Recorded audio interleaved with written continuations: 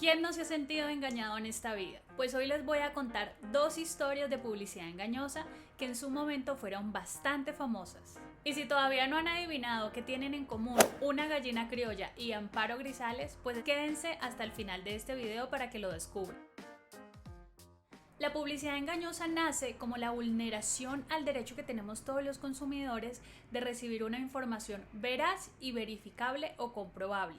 Veamos de manera breve entonces el fundamento del derecho de consumo y cómo se estructura en términos legales la publicidad engañosa. El fundamento constitucional lo podemos encontrar en el artículo 78 de la Constitución Política, que establece que la ley regulará la calidad de los bienes y servicios ofrecidos a la comunidad, así como la información que debe suministrarse al público en su comercialización. En desarrollo del artículo 78 de la Constitución fue proferida la Ley 1480 de 2011, que es el Estatuto del Consumidor. Ahora, uno de los principios generales que regula el derecho de consumo es el acceso de los consumidores a una información que sea adecuada y que nos permita tomar decisiones bien fundadas. El artículo 3 de la Ley 1480 determina cuáles son las características que debe tener la información. Todas ellas igual de importantes, pero mencionaremos dos que son que la información sea veraz y verificable. Ahora, el deber de información no es exclusivo del derecho de consumo, de hecho este debe ser aplicado a todas las relaciones contractuales porque es una expresión del principio de la buena fe y de la lealtad con que todos tenemos que actuar en nuestras relaciones. Pero en el derecho de consumo la información adquiere una mayor importancia como consecuencia de la asimetría o de la vulnerabilidad que nos encontramos los consumidores frente al anunciante respecto a la información que tienen ambos del producto que uno solo está ofreciendo. Entonces la información no es solamente un derecho de los consumidores, sino que también es una herramienta con la que contamos los consumidores para tomar decisiones bien fundadas. Ahora bien, la información debe contener única y exclusivamente elementos objetivos. ¿Qué quiere decir elementos objetivos? Pues que sean comprobables y verificables a través de un contraste de estos elementos con la realidad, como por ejemplo el origen del producto, el modo de fabricación, componentes, usos, volumen, peso, precio, forma de uso y propiedades como calidad, cantidad o riesgos que puedan derivarse de su uso o de su utilización. Pero también existe otro concepto que es el concepto de publicidad, que a diferencia de la información, la cual su objetivo principal es que los consumidores podamos tomar decisiones bien fundadas, en la publicidad, por su parte, tiene otro objetivo que es influir en las decisiones de consumo. Y para influir en las decisiones de consumo, pues se debe captar la atención del cliente o posicionar el producto en la mente del consumidor, y esto se logra fácilmente con mensajes que pueden ser, por ejemplo, exagerados, fantasiosos o irreales, que son propios del lenguaje creativo utilizado en la publicidad. Entonces, a diferencia de la información, que solamente puede contener elementos objetivos, en la publicidad sí se permiten incorporar, además de la información, afirmaciones subjetivas como opiniones, exageraciones o mensajes que no correspondan a la realidad, como por ejemplo la ficción y la fantasía. Pero cuando en la publicidad se quiere hacer pasar como información algo que no lo es, porque no es real, ni cierto, ni verificable, ni comprobable, ahí es donde nace la publicidad engañosa, que se busca inducir a error con supuestamente información que no lo es porque no es real. Ahora que ya sabemos entonces qué debe contener la información y cómo se configura la publicidad engañosa, veamos entonces estas historias en las que todos fuimos engañados. La primera de ellas es el caso de Doña Gallina Criolla. En el 2015, la multinacional colombiana Quala, propietaria de marcas como Doña Gallina, Sonti, Vive 100, Instacrem, Frutiño y muchas otras, lanzó un comercial de su producto caldo Doña Gallina Criolla, en el que mencionaba que las gallinas utilizadas para la elaboración del producto eran criadas en espacios abiertos en donde podían correr y tomar el sol, y que a diferencia de otras gallinas criadas en galpones y alimentadas con concentrados, las gallinas criollas que eran utilizadas para este producto eran alimentadas con maíz y con verduras de campo. Pero además en el comercial se decía que la composición del caldo deshidratado era 100% carne de gallina. La Superintendencia de Industria y Comercio inició esta investigación con ocasión de una denuncia que instauró la Federación Nacional de Avicultores, y otros 7 consumidores quienes consideraron que el material publicitario de koala era engañoso. La mayoría de las consumidoras que denunciaron, que eran mujeres, denunciaron que según los ingredientes del empaque del caldo de gallina, no era 100% carne de gallina como lo anunciaba el comercial, sino que tenía muchos otros ingredientes como sabores artificiales o harina. Una de las denunciantes de hecho señaló lo siguiente, abro comillas: quiero quejarme porque en la propaganda de caldo de gallina criolla dice que es hecho 100% de carne de gallina y compré una caja de 12 cubos y aparece que tiene muchos otros ingredientes y que le ponen sabores artificiales. La Superintendencia de Industria y Comercio le impuso una multa a Koala por un poco más de 450 millones de pesos porque Koala no logró demostrar dentro del proceso que el nuevo caldo de gallina criolla estuviera hecho 100% de carne de gallina, ni que las condiciones en las que presuntamente se criaban estas gallinas para la elaboración del producto eran las que se afirmaban en el comercial, es decir, en campos abiertos, pastorando casi que todo el día. Sobre el tema de las condiciones en que supuestamente se criaban las gallinas, la empresa llegó a unas fotos de unas gallinas tomando el sol para demostrar presuntamente que estas gallinas sí tenían más espacio que las gallinas de la competencia. Sin embargo, la superintendencia les dio una bofetada porque consideró que en caso de que eso fuera cierto, esto infringía las normas de bioseguridad avícola en la medida de que esta presunta libertad de las aves elevaría el riesgo de contraer enfermedades producto de factores del ambiente como exceso de calor, frío, humedad, y también pues que aumentaría dicho riesgo por el posible contacto de estas aves con otras aves que no fueran de explotación, con roedores u otros animales.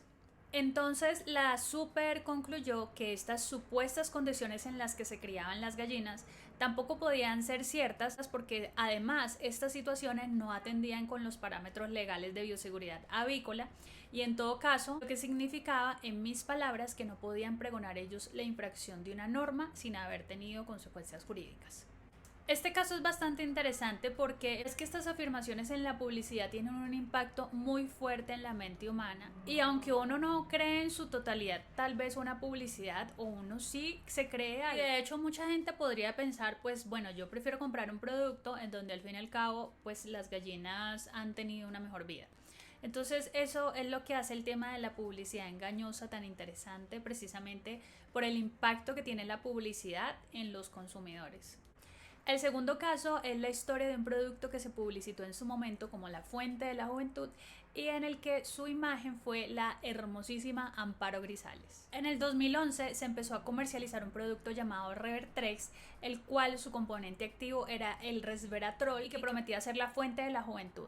Veamos entonces de manera breve cuáles son los antecedentes del resveratrol y por qué esta sustancia se hizo tan famosa. El resveratrol es una sustancia química que se encuentra principalmente en la cáscara de las uvas rojas. El apogeo del resveratrol como una sustancia prometedora para revertir el envejecimiento inició en el 2003 cuando el doctor de nombre Sinclair, que es un reconocido investigador del envejecimiento, reportó en una revista científica que según experimentos el resveratrol activaba las sirtuinas en las células de levaduras.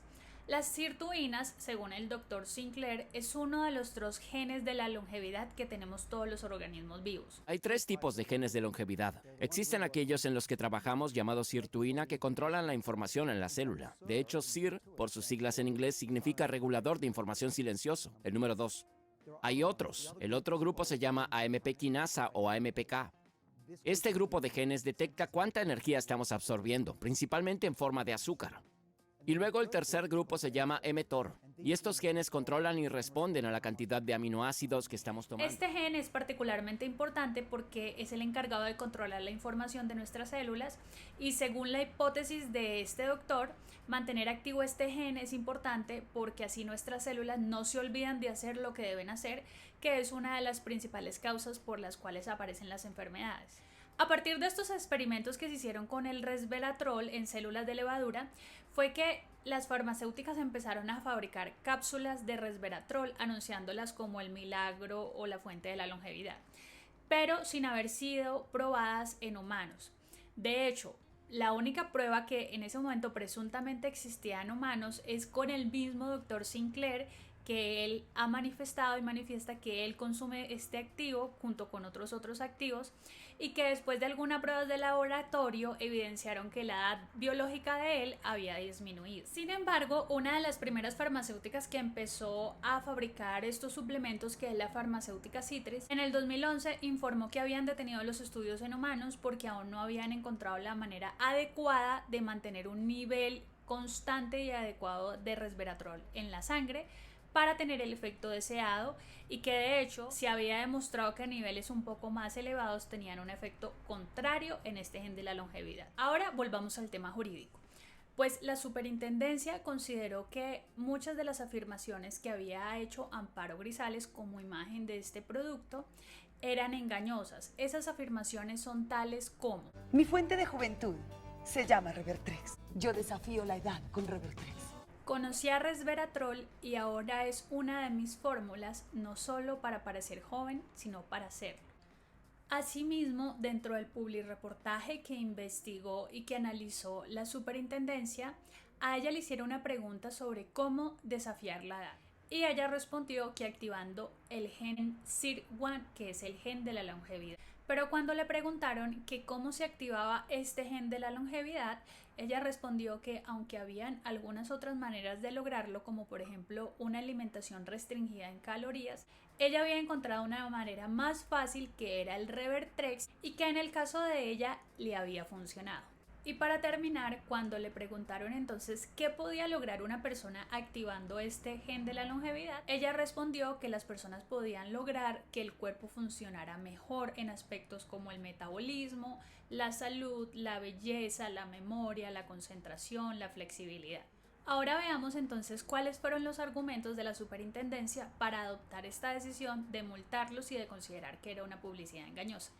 Como les comentaba al inicio del video, en la publicidad los consumidores deben tener la capacidad de discernir, por ejemplo, cuáles son las afirmaciones objetivas, que son aquellas que son medibles y comprobables y que por regla general es la información de un producto, de las subjetivas o meras opiniones, y de las exageraciones, ficción o mera creatividad, que lo que pretenden es captar la atención del cliente. Cuando la superintendencia estudió este caso, consideró que las afirmaciones que se habían hecho en el comercial, en la publicidad, no eran meras opiniones ni afirmaciones subjetivas que pretendían captar la atención del consumidor, sino que eran afirmaciones objetivas y que por tanto podían ser medibles y comprobables, porque las propiedades que se le adjudicaban al producto, como por ejemplo que ésta tenía la capacidad de activar el gen de la longevidad en humanos y por consiguiente sus efectos, era una afirmación que podía ser fácilmente comprobable con estudios o experimentos que sustentaran que efectivamente el producto sí activaba este gen de la longevidad en humanos.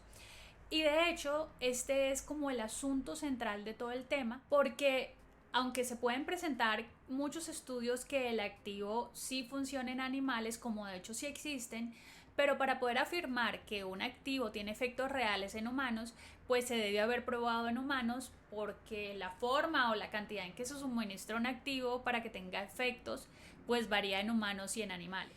Y en todo caso, si esta afirmación objetiva de que el producto lograba activar el gen de la longevidad en humanos se hubiera probado, pues también hubiera sido muy fácil probar sus efectos, como por ejemplo que las personas tenían mejor salud, flexibilidad, mejor memoria, concentración, en fin. Ahora bien, aunque las empresas investigadas dentro del proceso presentaron unos estudios que presuntamente sustentaban lo publicitado, estos estudios no pudieron ser tenidos en cuenta porque los presentaron en inglés, y la ley colombiana exige que si alguna parte pretende hacer valer como prueba un documento en otro idioma, pues debe presentarlo traducido al español, y no lo presentaron de esta manera. Entonces estos estudios no pudieron ser tenidos como pruebas. Y bueno, como conclusión a este caso, se tiene que jurídicamente la empresa que manejaba este producto pues nunca presentó pruebas que realmente sustentaran lo que ellos estaban afirmando. Y yo creo que como una reflexión, aunque aquí digamos en la publicidad hubo afirmaciones o frases que pudieran considerarse como un poco exageradas y fuera de la realidad y no como objetivas como lo consideró la superintendencia, como por ejemplo la eterna juventud. Pues obvio, todos sabemos que nadie es joven eternamente, ni nadie es eterno. Pero esto hay que verlo en contexto. Esto no es una frase, no fue una frase aislada, fue una frase dicha en conjunto con otras frases que precisamente se consideraron que eran objetivas y pues que no lograron demostrarse. Y por último, la Superintendencia de Industria y Comercio también concluyó que como este era un producto que tenía un registro INVIMA, pues los consumidores de buena fe iban a creer que todo lo que se afirmaba pues realmente sí tenía un sustento científico. Y pues esto no era cierto, porque el registro que tenía este producto era como suplemento, y los suplementos no tienen la misma rigurosidad que se les piden, por ejemplo, a los medicamentos, que sí tienen que tener, que por regla general tienen un efecto, y que esos efectos están sustentados pues con estudios ya en humanos. Y bueno, pues es simple. Para los que todavía no habían adivinado qué tiene en común una gallina criolla con Amparo Grisales, que ambas fueron el rostro y las caras de una publicidad que fue engañosa. Si esperaban otra cosa, pues yo creo que no se han dado cuenta que este es un canal de derecho. Nos vemos en un próximo video y no engañen ni se dejen engañar. Chao.